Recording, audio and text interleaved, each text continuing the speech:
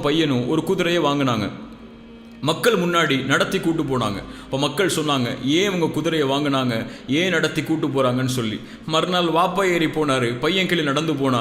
மக்கள் சொன்னாங்க, சின்ன பையனை நடக்க விட்டுட்டு வாப்பா மேலே ஏறி போகிறாருன்னு சொல்லி. மறுநாள் பையன் மேலே ஏறினா வாப்பா கீழே நடந்து போனார். மக்கள் சொன்னாங்க, வாப்பாக்கு மரியாதை கொடுக்காம இந்த பையன் போகிறானேன்னு சொல்லி.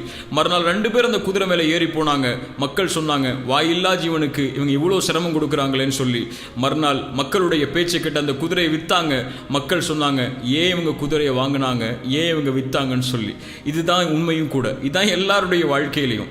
எங்கேயாவது நீங்க போனீங்கன்னா போட்டோக்கு போஸ்ட் கொடுத்தீங்கன்னா, ஏன் போட்டோக்கெல்லாம் போஸ்ட் கொடுக்குறாருன்னு சொல்லுவாங்க, கொடுக்கலன்னா பிஹேவ் பண்றாருன்னு சொல்லுவாங்க. தலப்பா கெட்டுனா அரபு ட்ரெஸ் போட்டா வேஷம் போடுறாருன்னு சொல்லுவாங்க. நார்மலா மக்கள் போடுற மாதிரி ட்ரெஸ் பண்ணா ஏன் இப்படியெல்லாம் இவர் ட்ரெஸ் பண்றாருன்னு சொல்லுவாங்க.